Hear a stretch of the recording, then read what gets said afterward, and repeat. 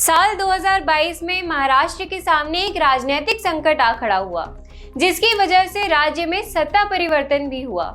संकट तब शुरू हुआ जब उद्धव ठाकरे और एकनाथ शिंदे के नेतृत्व वाली शिवसेना के दोनों गुटों ने एक दूसरे के खिलाफ मामले दायर किए। मामले राज्य में सरकार के गठन से जुड़े थे और भारत के सर्वोच्च न्यायालय में उठाए गए। तो आइए बारिन बेंच के साथ इस पूरे मसले में कानूनी घटनाक्रम की तरफ नजर डालते हैं। 15 फरवरी 2023 को सुप्रीम कोर्ट ने महाराष्ट्र के राज्यपाल की टिप्पणी पर आपत्ति जताई। भारत के मुख्य न्यायाधीश DY चंद्रचूड़ और जस्टिस MR शाह, कृष्ण मुरारी, हेमा कोहली और PS नरसिम्हा की संविधान की पीठ ने महाराष्ट्र राज्यपाल की राज्य में सरकार की गठन पर दी गई उनकी टिप्पणियों पर आपत्ति जताई। सुप्रीम कोर्ट ने उद्धव ठाकरे और एकनाथ शिंदे के शिवसेना गुटों के बीच मामले की सुनवाई करते हुए कहा कि एक राज्यपाल राज्य में राजनीतिक गठजोड़ और सरकार गठन पर कैसे टिप्पणी कर सकता है। अगले दिन 16 फरवरी 2023 को सुप्रीम कोर्ट ने अपना आदेश सुरक्षित रख लिया।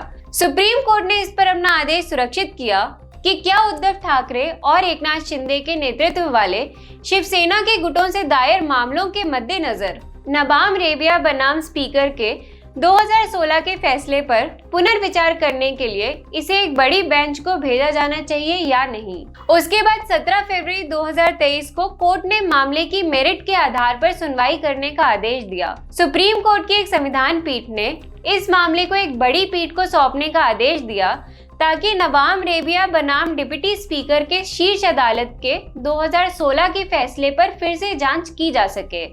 भारत के मुख्य न्यायाधीश DY चंद्रचूड़ और जस्टिस MR शाह, कृष्ण मुरारी, हेमा कोहली और PS नरसिम्हा की पीठ ने शिवसेना के दोनों गुटों द्वारा दायर मामले को एक बैच पर निर्देश दिया कि मामले को 21 फरवरी मंगलवार सुबह 10:30 बजे मामले के मेरिट के आधार पर सुनवाई के लिए सूचीबद्ध किया जाए।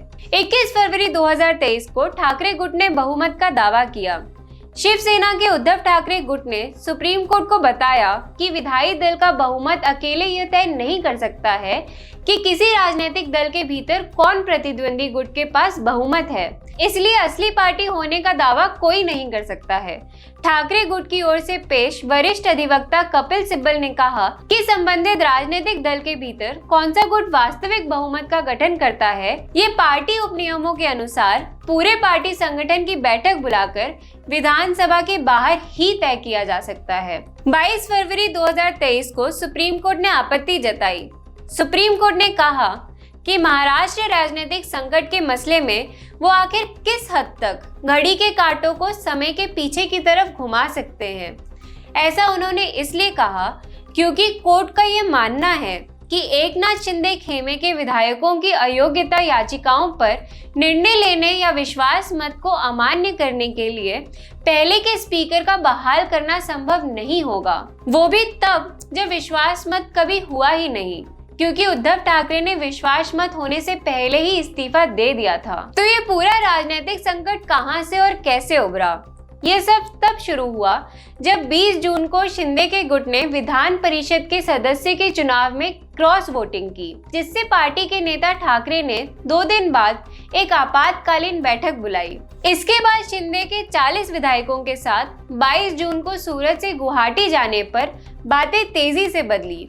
अगले ही दिन उन 40 विधायकों ने शिंदे को शिवसेना का नेता घोषित कर दिया, जिससे ठाकरे के नेतृत्व वाले गुट के साथ मसले बद से बदतर होते चले गए। 23 जून को उपसभापति के सामने शिंदे सहित 16 विधायकों के खिलाफ अयोग्यता याचक दायर की गई।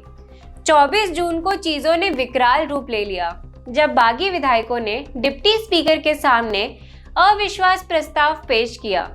हालांकि स्पीकर ने प्रामाणिकता की कमी के आधार पर प्रस्ताव को खारिज कर दिया। 25 जून को बागी विधायकों की अयोग्यता के नोटिस दिए गए, जिससे घटनाओं की एक श्रृंखला शुरू हुई जो अंततः सुप्रीम कोर्ट तक चली गई। 26 जून को शिंदे के नेतृत्व वाले गुट ने सुप्रीम कोर्ट के समक्ष अयोग्यता याचिकाओं को चुनौती दी, जिसने 27 जून को अयोग्यता की कार्यवाही पर रोक लगा दी और बागी विधायकों को 12 दिन का समय दिया गया। 28 जून को महाराष्ट्र के राज्यपाल ने 30 जून को विधानसभा में फ्लोर टेस्ट का आदेश दिया, जिसे ठाकरे गुट ने सुप्रीम कोर्ट के समक्ष चुनौती दी। हालांकि 29 जून को सुप्रीम कोर्ट ने फ्लोर टेस्ट पर रोक लगाने से इनकार कर दिया, जिसके कारण अंततः ठाकरे ने मुख्यमंत्री पद से इस्तीफा दिया और आखिरकार 30 जून को शिंदे ने नए मुख्यमंत्री के रूप में शपथ ली। इसलिए भारतीय न्यायपालिका एक बार फिर से इस संवैधानिक विवाद के केंद्र में है। अगस्त 2022 में भारत के पूर्व मुख्य न्यायाधीश NV रमना, जस्टिस मुरारी और जस्टिस कोहली की अगुवाई वाली एक बेंच ने उन याचिकाओं के एक बैच की सुनवाई की, जिन्होंने भारतीय संविधान की 10वीं अनुसूची की व्याख्या पर जरूरी सवाल उठाए थे। पूरे मामले को देखते हुए पीठ ने 5 न्यायाधीशों की संविधान पीठ को उत्तर देने के लिए 10 सवाल तैयार किए।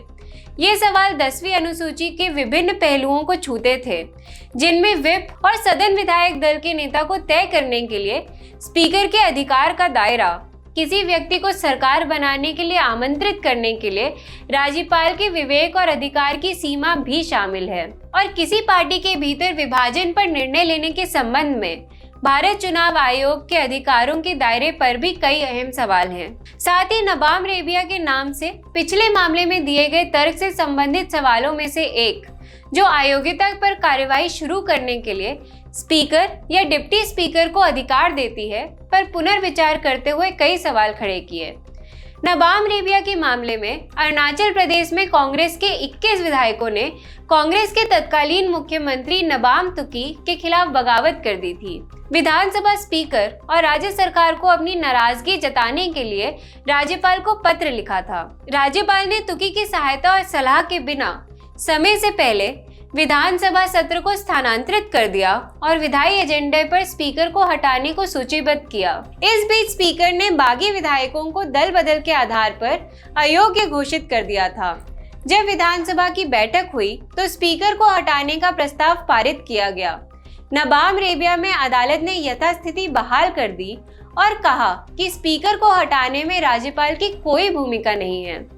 न्यायमूर्ति दीपक मिश्रा ने कहा कि जब अध्यक्ष को हटाने के लिए प्रस्ताव पेश करने का इरादा व्यक्त किया जाता है तो यह आवश्यक है। दूसरी ओर न्यायमूर्ति मदन बी लोकुर ने कहा कि विधानसभा में 14 सदस्यों के संबंध में संविधान की 10वीं अनुसूची के तहत निर्णय लेने वाले अधिकार इन अपीलों में बिल्कुल भी उत्पन्न नहीं होते हैं। तो इस पूरे महाराष्ट्र राजनीतिक संकट में कानून के सामने प्रमुख सवाल ये है कि क्या फ्लोर टेस्ट से पहले राज्यपाल किसी राजनीतिक दल को सरकार बनाने के लिए आमंत्रित कर सकते हैं?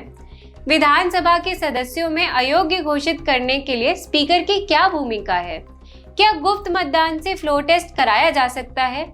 क्या किसी राजनीतिक दल के सदस्य को पार्टी व्हिप या विरुद्ध मतदान करने के लिए अयोग्य ठहरा सकती है? क्या किसी राजनीतिक दल को सदस्य के मतदान से दूर रहने के लिए अयोग्य ठहराया जा सकता है? क्या फ्लोर टेस्ट से पहले राज्यपाल राष्ट्रपति शासन हटा सकते हैं? सरकार के गठन से संबंधित विवादों को सुलझाने के लिए न्यायपालिका की क्या भूमिका है? क्या विधानसभा के सदस्य को अयोग्य घोषित करने के स्पीकर के फैसले पर अदालतें हस्तक्षेप कर सकती हैं?